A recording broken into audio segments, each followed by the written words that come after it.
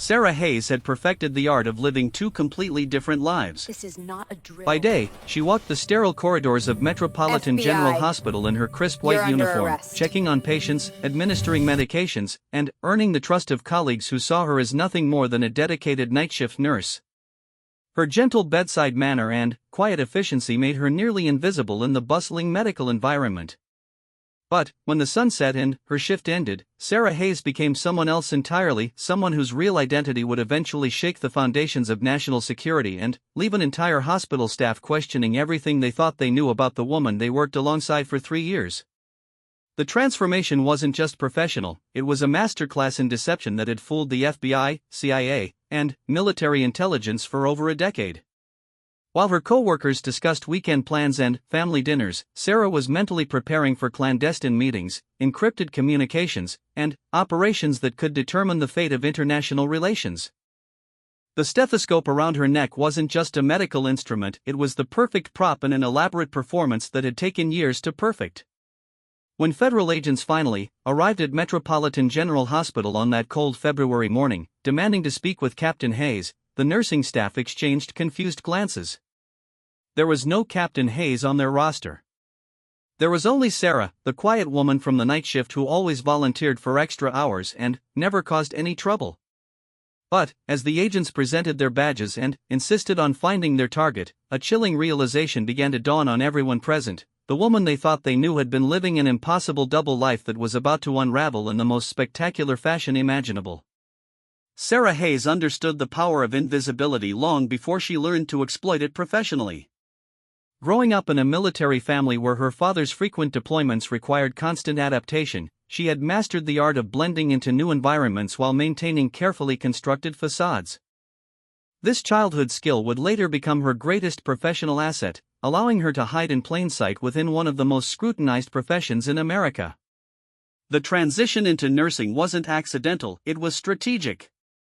After completing her initial military training and specialized intelligence courses, Sarah recognized that healthcare workers possessed a unique combination of access, trust, and anonymity that made them ideal for covert operations. Nurses moved freely through secure facilities, worked irregular hours that provided cover for unusual activities, and maintained professional relationships built on confidence and discretion. Most importantly, they were expected to remain composed under pressure and handle sensitive information without asking unnecessary questions. Metropolitan General Hospital became Sarah's chosen hunting ground not because of its medical reputation, but because of its location. Situated in the heart of Washington, D.C., the facility regularly treated government officials, military personnel, and foreign diplomats who required medical attention while maintaining their privacy.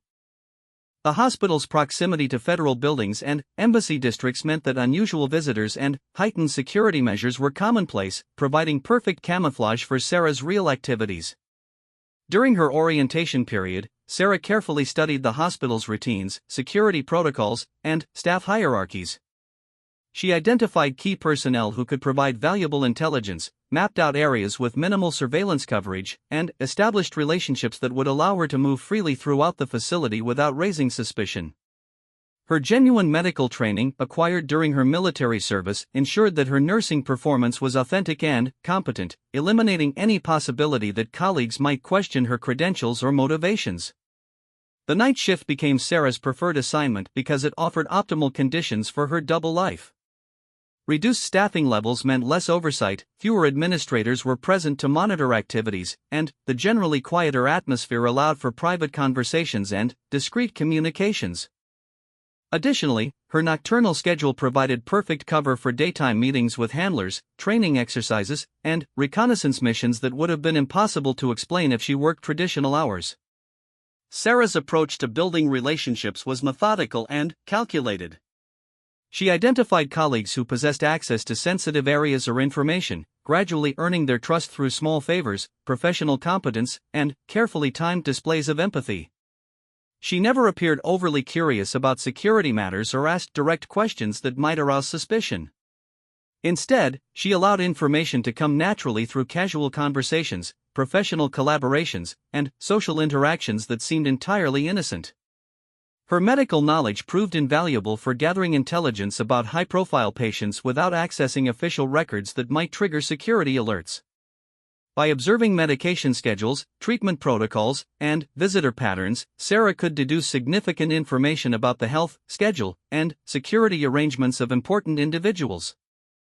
This intelligence was particularly valuable when foreign officials or military personnel received treatment, as their medical conditions and recovery timelines could influence diplomatic negotiations or strategic planning. The hospital's employee housing program provided another layer of cover for Sarah's activities.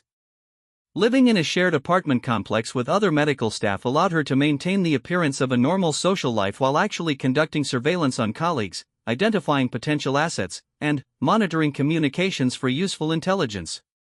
Her roommates, two other nurses who worked different shifts, never suspected that their quiet, studious companion was documenting their conversations, photographing their belongings, and reporting their activities to federal handlers.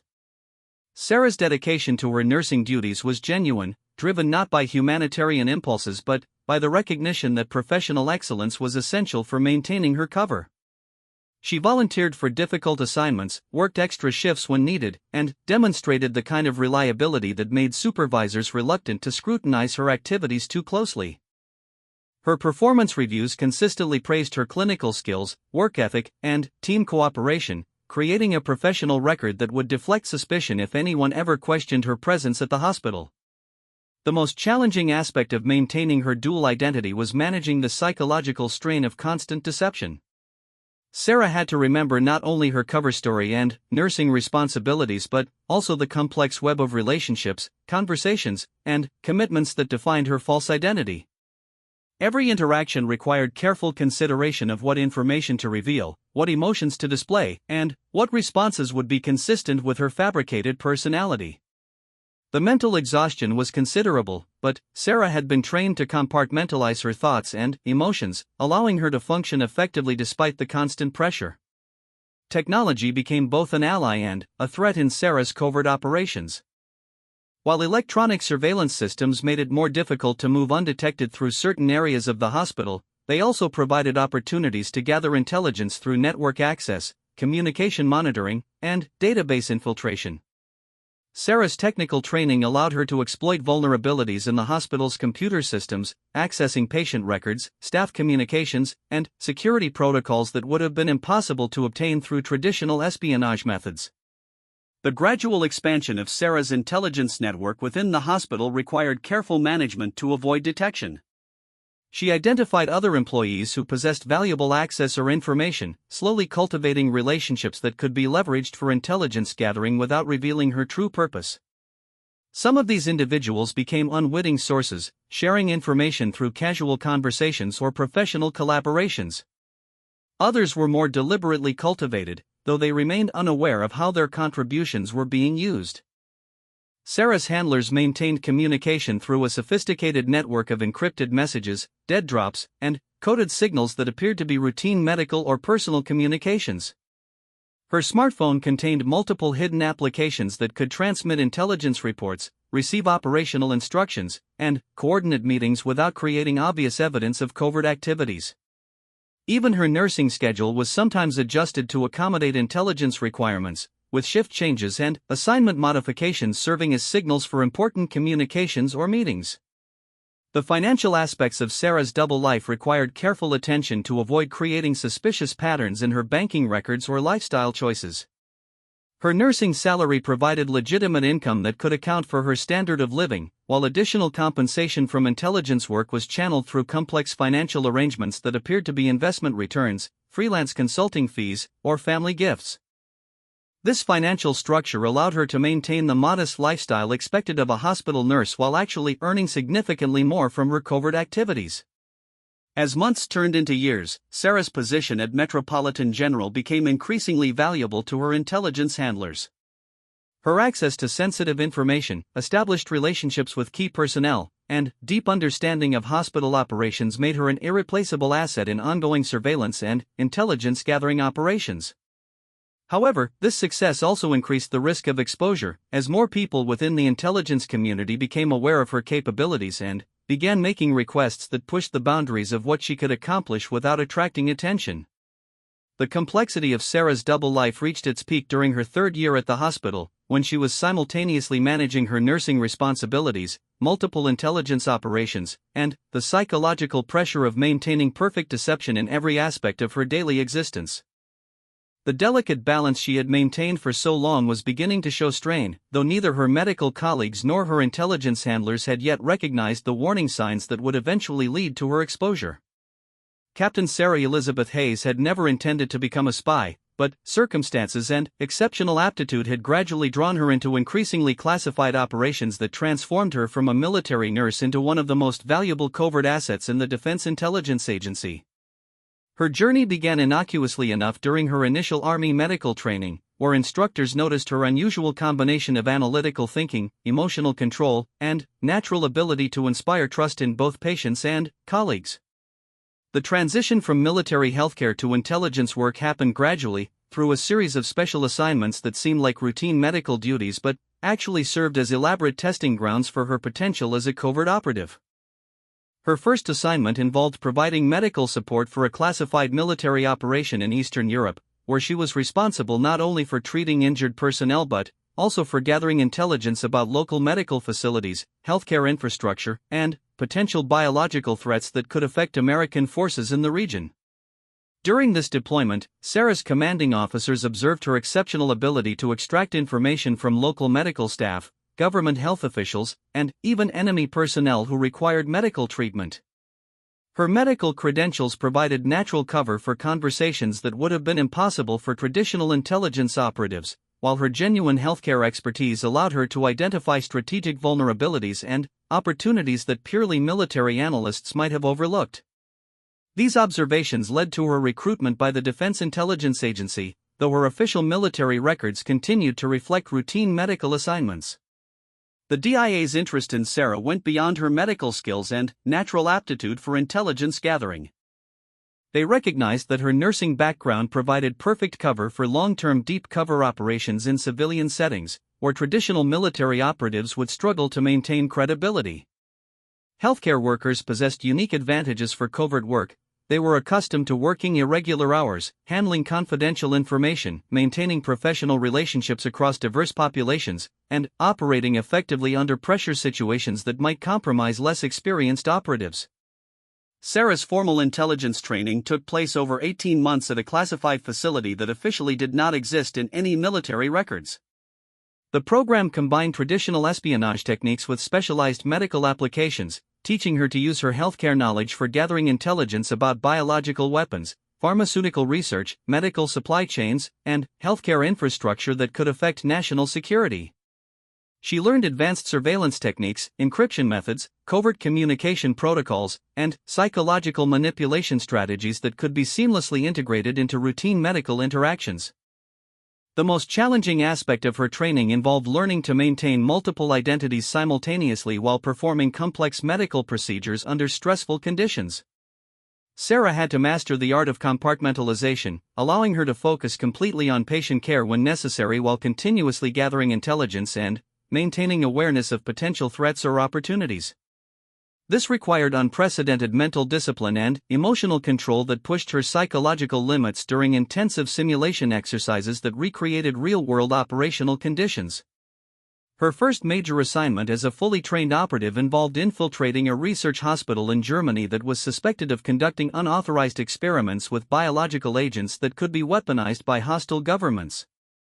Sarah spent 8 months working as a visiting nurse in the facility's infectious disease ward, gradually building relationships with key researchers and administrators while documenting their activities and collecting samples of suspicious materials.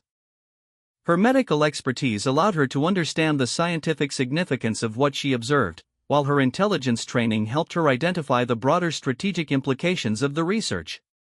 The German operation's success led to increasingly complex assignments that required Sarah to balance her military obligations with extended civilian deployments. She became skilled at transitioning between her official military identity and various civilian covers, each requiring different personality traits, professional backgrounds, and social relationships. The psychological strain was enormous, but Sarah discovered that her medical training had prepared her better than most operatives for the mental compartmentalization required for successful long-term covert work. Sarah's specialty became medical intelligence operations that required extended civilian placement in facilities with access to sensitive information about government officials, military personnel, or foreign nationals who might be of strategic interest. Her ability to provide genuine medical care while simultaneously conducting intelligence operations made her invaluable for assignments where traditional espionage methods would be too obvious or risky. Hospital environments provided natural cover for unusual visitors, irregular schedules, and access to personal information that would be difficult to obtain through other means. The assignment at Metropolitan General Hospital represented the culmination of Sarah's intelligence career, combining all of her specialized skills in a single, long-term operation with multiple strategic objectives. Her primary mission involved monitoring the health and activities of high-profile patients who received treatment at the facility, including government officials, military leaders, and foreign diplomats whose medical conditions could influence policy decisions or strategic planning. Additionally, she was tasked with identifying and cultivating potential assets among the hospital staff who might provide valuable intelligence in future operations. The complexity of Sarah's assignment required coordination with multiple intelligence agencies and military organizations, each with different priorities and operational requirements. She reported simultaneously to DIA handlers, CIA liaison officers, and military intelligence coordinators, requiring her to manage competing demands while maintaining the security of each organization's specific interests. This multi-agency coordination was managed through sophisticated communication protocols that allowed her to compartmentalize information while ensuring that relevant intelligence reached appropriate decision-makers. Sarah's military rank as captain provided additional credibility and authority when interacting with government officials or military personnel who required medical treatment at the hospital. While her nursing colleagues knew her only as a civilian healthcare worker, her captain's commission gave her legitimate access to classified information and military facilities that enhanced her value as an intelligence asset. This dual status required careful management to avoid creating inconsistencies that might expose her true identity to civilian colleagues or compromise her military relationships. The financial arrangements for Sarah's extended civilian assignment involved complex coordination between military pay systems and intelligence agency funding mechanisms. Her official military records reflected routine assignment to medical support duties, while her actual compensation included hazard pay, operational bonuses, and specialized allowances that reflected the risks and importance of her covert work. These payments were carefully structured to avoid creating suspicious financial patterns that might compromise her civilian cover or attract unwanted attention from financial monitoring systems. Communication with her military handlers required sophisticated encryption and concealment techniques that allowed her to transmit detailed intelligence reports while maintaining her civilian nursing schedule. Her personal electronics contained hidden capabilities that could access secure military networks, transmit encrypted files, and receive operational instructions without leaving obvious evidence of military connections. Even her nursing uniform contained concealed recording devices and communication equipment that appeared to be standard medical accessories. The psychological pressure of maintaining her military identity while living as a civilian nurse created unique challenges that required ongoing support from military psychologists and intelligence specialists. Sarah had to balance her loyalty to military values and objectives with the need to build genuine relationships with civilian colleagues who trusted her completely. This emotional complexity was managed through regular debriefing sessions with military counselors who helped her process the psychological strain without compromising her operational effectiveness. As Sarah's assignment extended beyond its original timeline, her value as an intelligence asset continued to increase, but so did the risks associated with maintaining her elaborate deception. Her deep integration into both the hospital community and various intelligence operations made her increasingly visible to multiple organizations that were beginning to recognize patterns in her activities. The success that had made her invaluable was also creating the conditions that would eventually lead to her exposure and the dramatic revelation of her true identity. The intricate network of relationships Sarah had constructed at Metropolitan General Hospital represented far more than simple workplace friendships. It was a carefully orchestrated intelligence operation that had taken 3 years to develop and now encompassed nearly every department within the facility. Each connection served multiple purposes, providing access to different types of information while creating layers of protection that made her activities appear completely natural to anyone who might observe her interactions. Dr. Michael Chen, the emergency department director, had become one of Sarah's most valuable unwitting sources, primarily because his position required him to coordinate with federal security agencies whenever high-profile patients arrived for treatment. Their professional relationship had developed naturally when Sarah assisted with several challenging cases involving diplomatic personnel who required both medical attention and security considerations. Dr. Chen appreciated her calm professionalism during these stressful situations and began consulting her whenever similar cases arose, never suspecting that their conversations provided Sarah with advance warning about important visitors and their security arrangements. The relationship with Dr. Chen also provided Sarah with access to the hospital's emergency protocols and security procedures, information that proved valuable for understanding how federal agencies coordinated medical care for their personnel. She learned about special treatment rooms that could be secured for classified patients, communication procedures that were used to coordinate with government security teams, and administrative processes that documented such visits without creating permanent records that might compromise operational security. This knowledge allowed her to predict when important intelligence opportunities might arise and position herself to take advantage of them. Sarah's friendship with Maria Santos, the head of patient services, opened entirely different intelligence opportunities related to the hospital's administrative operations and patient database systems. Maria's responsibilities included coordinating care for VIP patients, managing insurance and billing issues for government accounts, and maintaining relationships with various federal agencies that regularly used the hospital's services. Their friendship had developed through shared coffee breaks and casual conversations about workplace challenges, gradually evolving into a relationship where Maria would ask Sarah's advice about difficult situations involving high-profile patients. Through her relationship with Maria, Sarah gained insights into the financial arrangements between the hospital and various government agencies, learning which departments were most likely to use the facility's services and what types of medical conditions typically brought federal personnel to the hospital. This information was valuable for predicting intelligence opportunities and understanding the broader patterns of government healthcare utilization that might indicate strategic priorities or operational activities. Additionally, Maria's access to patient billing records provided Sarah with information about treatment costs and insurance arrangements that could reveal details about patients' government affiliations or security clearances. The most complex relationship Sarah maintained was with Jennifer Walsh, a nurse practitioner in the intensive care unit who had security clearance due to her previous military service. Jennifer's background made her both a valuable intelligence source and a potential security threat, requiring Sarah to balance information gathering with careful operational security to avoid arousing suspicions from someone trained to recognize unusual behavior. Their friendship had developed slowly, built on shared experiences of military service and medical training that provided natural common ground for deeper conversations. Jennifer's security clearance gave her access to information about classified medical protocols, government patient care procedures, and security arrangements that were not available to other hospital staff.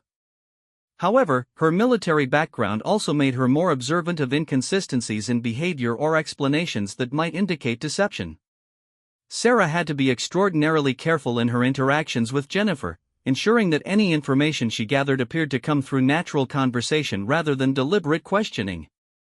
This relationship required the highest level of operational skill, as a single mistake could expose Sarah's true identity to someone with both the knowledge and authority to investigate her background. The housekeeping and maintenance staff provided Sarah with an entirely different type of intelligence access that proved surprisingly valuable for her operations. These employees moved freely throughout the hospital at all hours, had access to areas that were normally secured, and were often invisible to both patients and medical staff who barely noticed their presence. Sarah had cultivated relationships with several key maintenance workers who could provide information about unusual security modifications, special equipment installations, or changes in access procedures that might indicate the presence of high-value patients or classified activities. Roberto Martinez, the night shift maintenance supervisor, had become particularly useful because his responsibilities included maintaining the hospital's electronic systems, security equipment, and communication networks. Through casual conversations about facility improvements and equipment problems, Sarah learned about modifications to security cameras, installation of specialized communication equipment, and changes to electronic access systems that often preceded important visits or classified activities.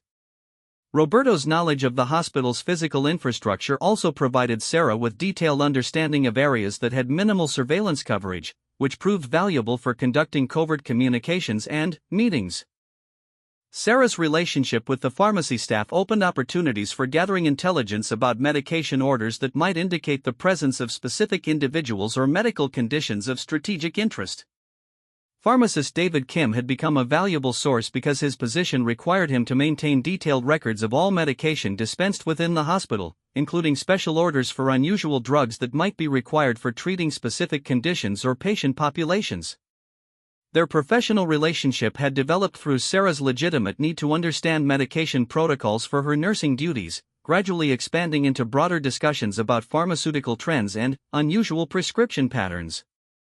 The information from the pharmacy proved particularly valuable for identifying when foreign officials or military personnel received treatment, as their medication requirements often reflected unique medical conditions, previous treatments received in different countries, or specialized drugs that were not commonly used for civilian patients. Additionally, the timing and quantities of certain medications could provide insights into the expected duration of treatment, severity of conditions, and anticipated recovery timelines that might affect diplomatic or military planning. This pharmaceutical intelligence was some of the most reliable and specific information Sarah gathered, as medication records were meticulously maintained and difficult to falsify. The security staff presented both opportunities and challenges for Sarah's intelligence operations. While they possessed valuable information about facility security procedures, visitor access protocols, and communication with external security agencies, they were also trained to observe unusual behavior and had the authority to investigate activities that seemed suspicious. Sarah's approach to building relationships with security personnel required exceptional care, as these individuals were specifically trained to detect the types of activities she was conducting. Officer James Patterson, who supervised the night security shift, had gradually become comfortable with Sarah's presence in areas of the hospital that were normally restricted to authorized personnel. His trust had been earned through months of professional interactions during medical emergencies, security incidents, and routine activities that required coordination between medical and security staff. Sarah's legitimate nursing duties often required her to access secure areas, request security assistance, or coordinate with security protocols, providing natural cover for her presence in sensitive locations and her knowledge of security procedures. The culmination of Sarah's relationship-building efforts was her integration into the hospital's informal social networks that existed outside of work hours. These relationships provided opportunities for gathering intelligence in relaxed settings where people were more likely to share information they might normally keep confidential. Social events, casual gatherings, and informal conversations often revealed more valuable intelligence than formal workplace interactions, as people were less guarded about sensitive information when they were socializing with trusted colleagues. However, maintaining these extensive social relationships while conducting covert operations created enormous psychological pressure for Sarah.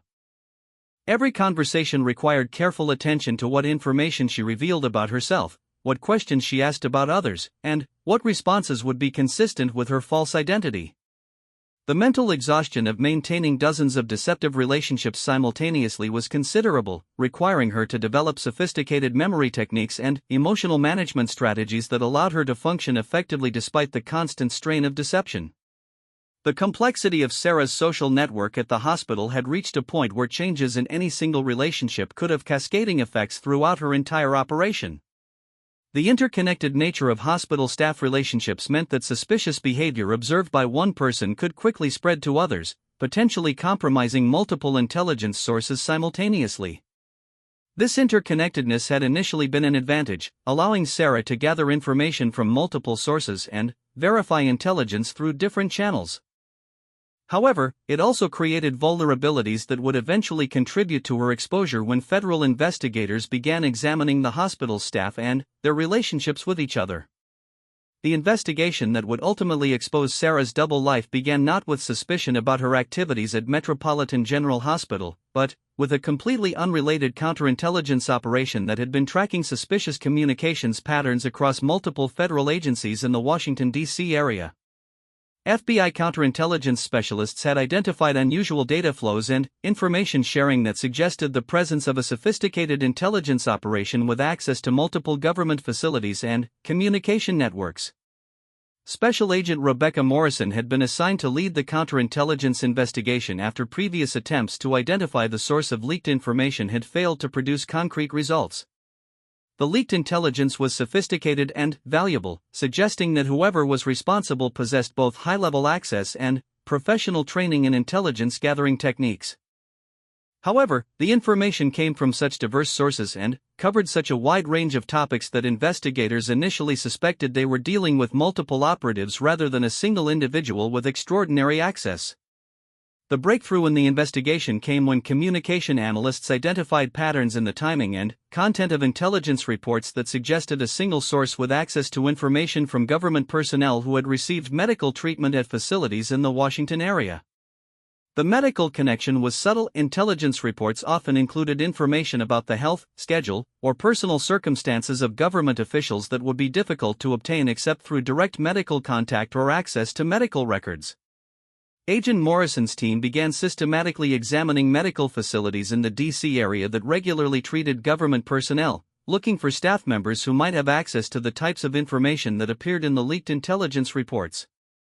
The investigation initially focused on physicians and administrators who would have natural access to sensitive patient information, but gradually expanded to include nursing staff, technical personnel, and support workers who might have opportunities to gather intelligence through their routine duties. Metropolitan General Hospital attracted investigative attention because of its location, its regular treatment of government personnel, and its sophisticated electronic systems that could potentially be exploited for intelligence gathering. However, the initial investigation focused on senior medical staff and administrators rather than nursing personnel, as investigators assumed that valuable intelligence would require high-level access that would not be available to lower-ranking hospital employees. The investigation's focus shifted to nursing staff when communication analysts identified intelligence reports that included information only available to healthcare workers who provided direct patient care.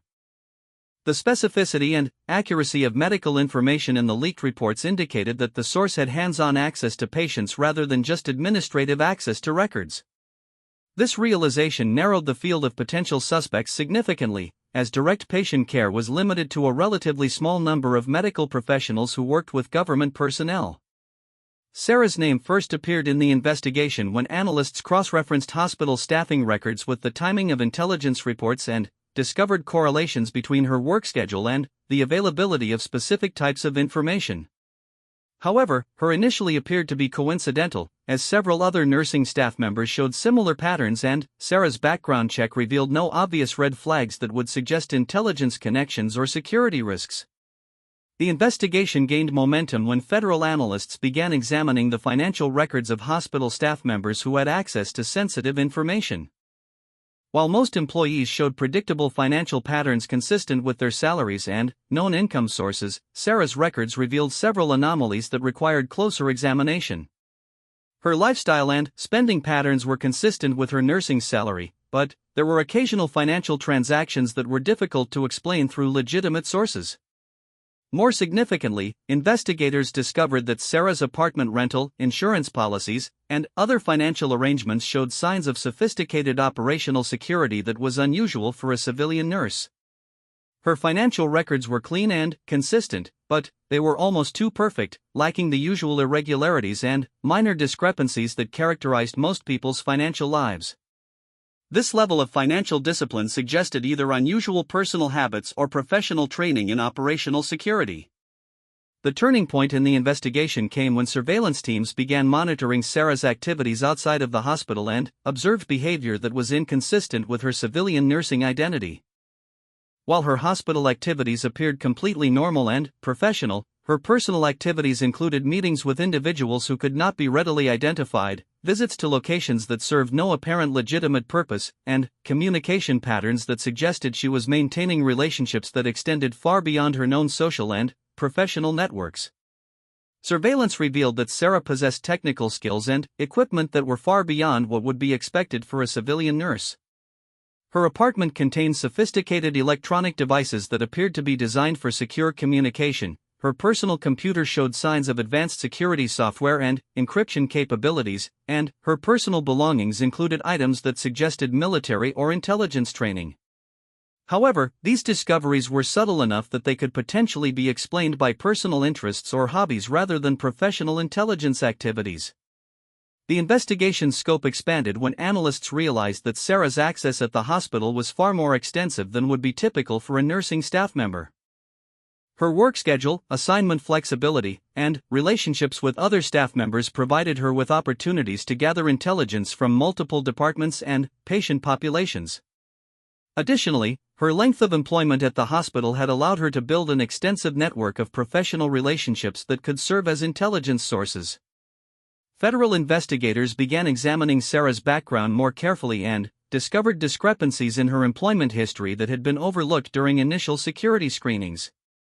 While her nursing credentials and education appeared legitimate, there were gaps in her employment record that could not be satisfactorily explained through available documentation.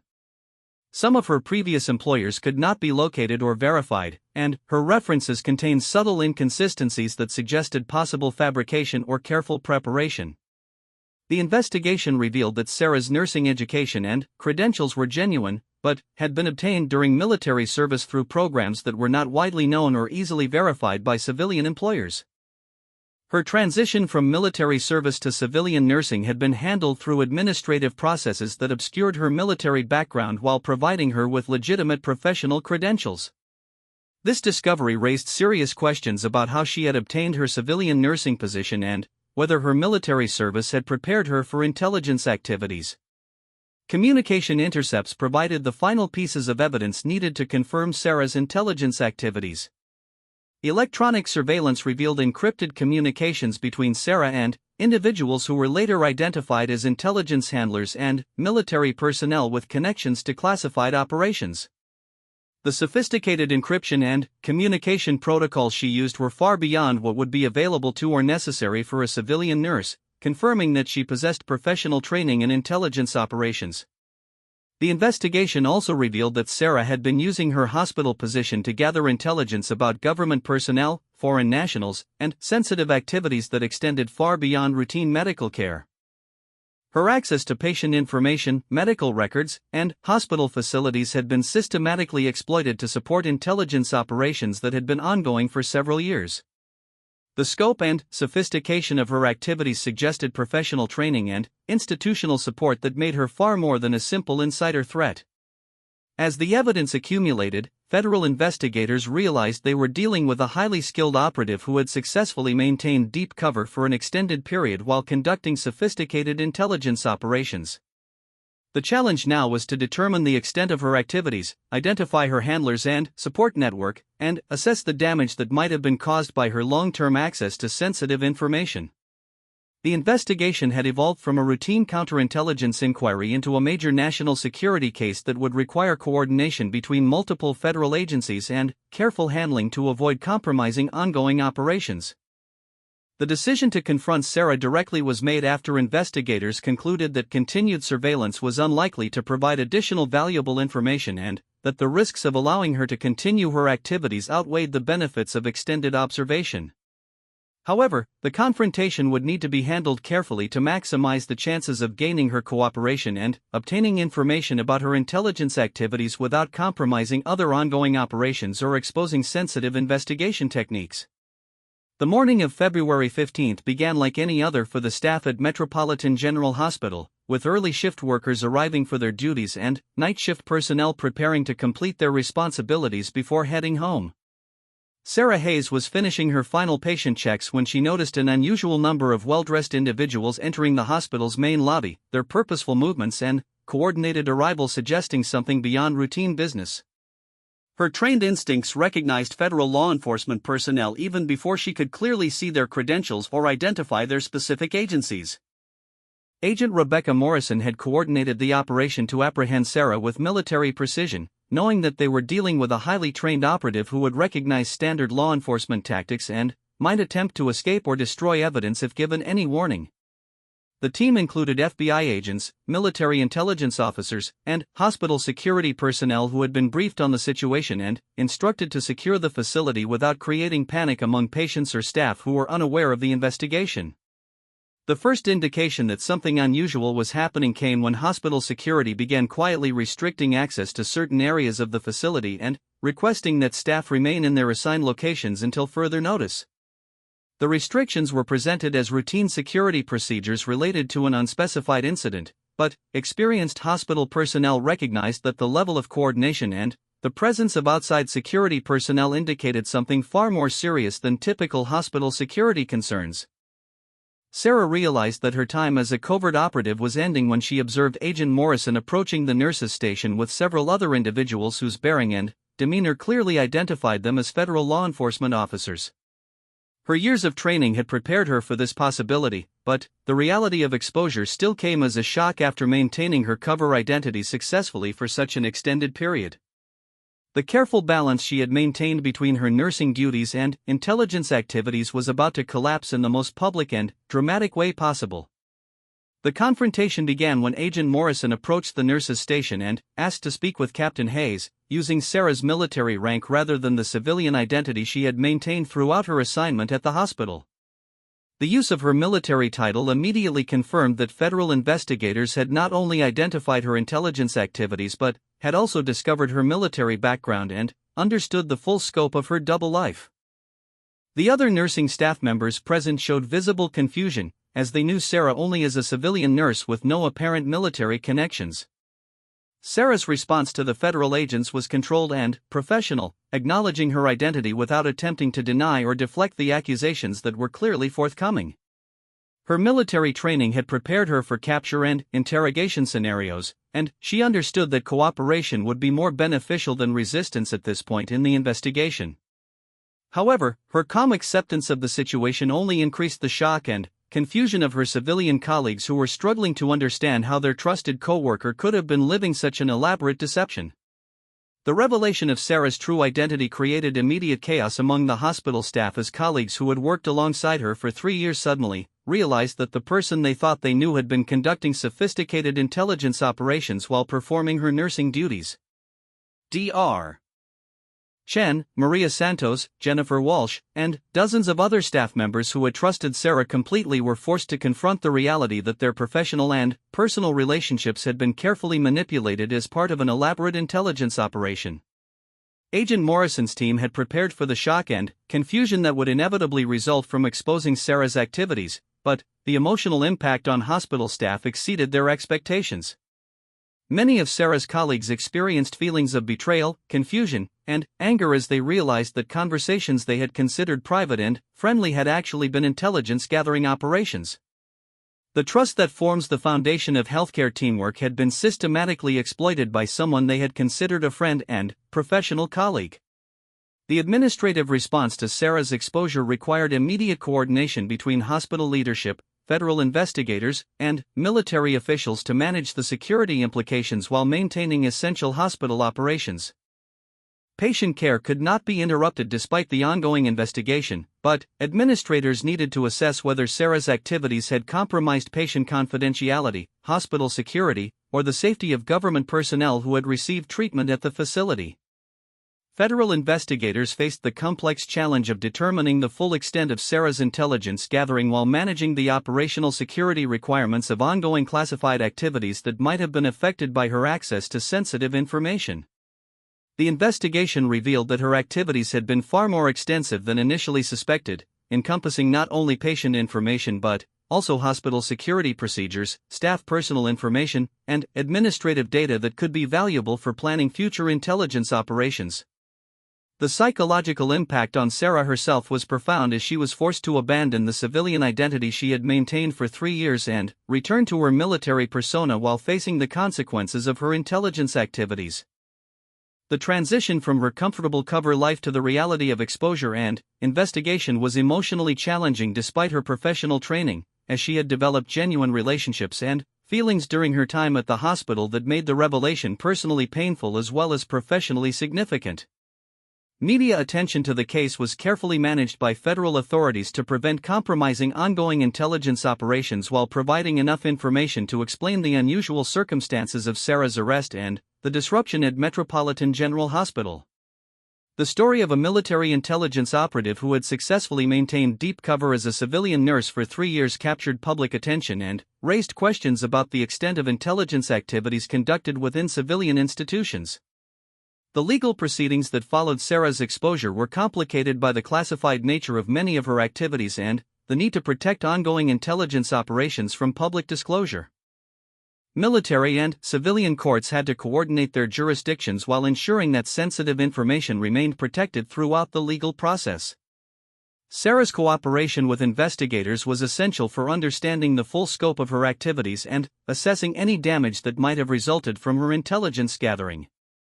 Hospital staff members who had been unwittingly involved in Sarah's intelligence operations required debriefing and counseling to help them process the revelation and identify any ongoing security concerns that might result from their association with her activities. The emotional trauma of discovering that trusted relationships had been deliberately manipulated for intelligence purposes required professional support to help staff members recover their sense of security and trust in their workplace environment. The long-term implications of Sarah's exposure extended beyond the immediate investigation to include reviews of security procedures at medical facilities that treat government personnel, assessment of how intelligence operatives might exploit healthcare environments for covert operations, and development of new security protocols to prevent similar infiltrations in the future. Her success in maintaining deep cover for 3 years demonstrated vulnerabilities in civilian security systems that required significant attention from national security professionals. The case of Captain Sarah Hayes ultimately became a landmark example of the challenges associated with deep cover intelligence operations and the personal and professional costs associated with maintaining elaborate deceptions over extended periods. Her story highlighted the sophisticated techniques used by intelligence operatives to blend into civilian environments while conducting classified activities, and the devastating impact that exposure can have on both the operative and the communities where they have established their cover identities. For the staff at Metropolitan General Hospital, Sarah's revelation served as a permanent reminder that the people they work alongside might not always be who they appear to be, and that the trust that forms the foundation of healthcare teamwork can be exploited by individuals with hidden agendas.